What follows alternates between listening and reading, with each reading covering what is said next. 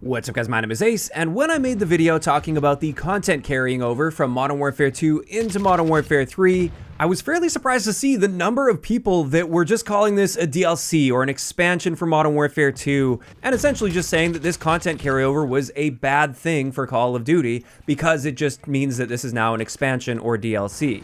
And in today's video, I'm going to be going against the grain a little bit here because it doesn't appear that this is actually going to be the case. But please, before you leave that angry comment, just hear me out on this. Couple things to point out to begin with here. I am still keeping my expectations for this game quite low due to the apparent short development time for Modern Warfare 3. And I do think it's very important to not get overhyped and to get sucked into Call of Duty's marketing, because one thing that Call of Duty is consistently amazing at year after year is their marketing. It's very easy to fall into that and start to get yourself overhyped and start to expect amazing things that we're just never going to see. In saying this though, I think it's also important to not go too far in the other direction and just jump to conclusions without actually seeing anything about the game. I've already seen so many claims that this game is going to be exactly the same as Modern Warfare 2. It's literally the same game, nothing's changed, when we don't know those things yet. We're still waiting for all of that information, and there have been several leaks in the past, especially those leaked images, which are hard to fake by the way, that really seems to push against this claim, and it doesn't appear this is going to be exactly the same as Modern Warfare 2.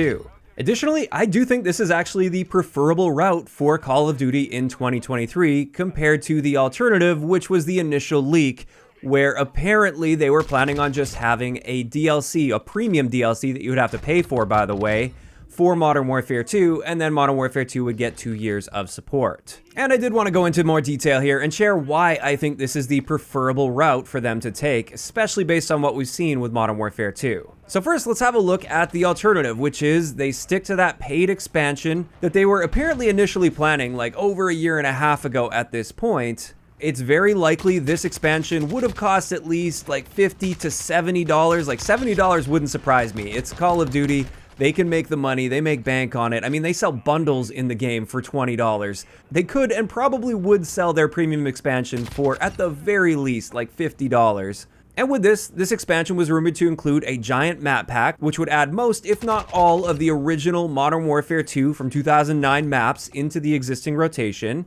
Additionally, the one big upside with this route is Modern Warfare 2 probably would have received much better support for bug fixes and various other areas of the game if this were a 2-year title. They probably wouldn't have abandoned it the same way. I think they would have got on top of certain bugs, like the UAV bug for instance. It probably would have been taken care of much sooner, whereas as of right now, it's still in the game, or at least at the time of recording this video. However, since the launch of Warzone, the multiplayer side of things has also been neglected, so there's no guarantee that multiplayer would be in an amazing state if it was a 2-year cycle. I just think there's a good chance that they would have had at least some more support for the game if it were a 2-year title. In saying that though, I think it's likely we would still be stuck with that same perk system where you have to charge up your perks over time, and that introduces a ton of issues that we've talked about in great depth in the past. Also, the spawn system would likely be exactly the same. That's another big issue with this game, at least in my eyes. We'd have the same maps for another year, although we would have that map pack added on top of that. And just in general, we would be stuck with the stubborn Infinity Ward gameplay design philosophy for another entire year. And while that part is fairly subjective, I know some people really do like the modern Infinity Ward design philosophy. I, for one, really don't like it. They have my least favorite multiplayer design in recent years. And that's why I'm actually glad we didn't end up going that route with Modern Warfare 2. And I would much rather see what they're doing, which is the full release of Modern Warfare 3. Now with this, it's almost definitely going to come with a $70 price tag, which may or may not be more than you would have had to spend for the expansion for Modern Warfare 2, but probably not a whole lot more if it is more.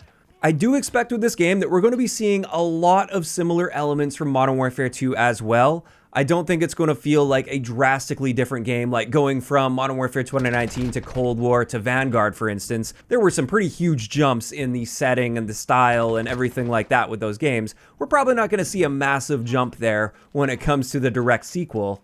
But on top of this, all of the content's carrying over from Modern Warfare 2, like when it comes to operators, weapons, and all the cosmetics and everything in the game, which, again, I think this is a good thing. This is a positive thing for us, with potentially a few issues coming alongside that. But it's worth noting that, at least as far as we're aware at this point, the maps aren't carrying over from Modern Warfare 2 into Modern Warfare 3, so we're not stuck dodging Santa Senya border crossing and Black Gold for another year. We will be getting our entirely new set of maps combined with most, if not all, of the original Modern Warfare 2 maps. The current leak right now is they've been holding on to those, and they are going to be launching with Modern Warfare 3 instead of in that premium DLC that they were going to have. Also, based on the leaks, we already know we're going to be seeing plenty of new guns in Modern Warfare 3. We didn't get to see the entire list of all the new guns we're getting, but just the ones we did see were looking pretty good. There was already a pretty solid list of like assault rifles, for instance, that are brand new to Modern Warfare 3. We're also going to see a totally different perk system, which changes the game completely. The entire gameplay loop will be changed, and I think this also opens up our opportunity for other elements like Specialist, for instance. We don't know for sure if Specialist is coming to Modern Warfare 3, but at least it looks like it's a possibility, whereas if we're stuck with this same perk system for Modern Warfare 2, that's just not going to happen. Also, on that same note, we have a leak for the Ninja perk coming into the game, or some form of a footstep dampening perk. Additionally, a classic minimap is going to be returning, at least in some form it seems, based on leaks. And getting a bit more general here, we are very likely to see a shift in the general gameplay design philosophy with Modern Warfare 3 compared to Modern Warfare 2, because Sledgehammer tends to have a bit of a different approach to Infinity Ward. They tend to like a little bit more fast-paced action, and to me at least, they tend to have a better grasp over solid gameplay design choices. One of the big things is spawns, for instance. With Vanguard, they initially launched with Infinity Ward's newer style of like quote-unquote squad spawns, but over time, they ended up completely overhauling spawns to a much more traditional style of a spawn system, and that made the game significantly better. So again, I think we have a much better shot at improved spawns with Modern Warfare 3 than we would have had if we were stuck with a year 2 of Modern Warfare 2. Now, on top of this, with Modern Warfare 3, we're getting an entirely new campaign. We're also rumored to be getting a zombies-like outbreak mode, and also the war mode, similar to what we saw in COD World War II. That is also rumored to be returning with Modern Warfare 3. So when you combine all of this, the gameplay changes that have already been leaked, as well as all these additional elements, none of this to me really indicates that Modern Warfare 3 is just a DLC or an expansion for Modern Warfare 2. It is shaping up to be an entirely different game that will likely share many similarities with Modern Warfare 2, at least aesthetically and also with the setting of the game. But based on what I've seen so far, the core gameplay loop is shaping up to be quite different from Modern Warfare 2, assuming the leaks and teasers that we've seen are accurate. I mean, another thing I haven't mentioned yet in this video is they already officially teased that slide canceling is likely going to be returning in Modern Warfare 3, and that alone shows a shift in gameplay design philosophy with this game. So there we go. Well, I'm not extremely hyped for the game or anything, and we have yet to see what the actual quality of the game will look like. That is important to note. I would still say they are taking the better of the two options this time around, and I would much rather see what we've got in store with Modern Warfare 3 than suffer another year of Modern Warfare 2 and the design decisions that Infinity Ward tends to stubbornly stick to. Now, I could put my little tinfoil hat on for a bit here, and perhaps this was their plan all along, was to drop support for Modern Warfare 2 quite early on in the life cycle, make sure they don't improve on any of the gameplay design, so that we are much more likely to be interested in and wanting to buy Modern Warfare 3.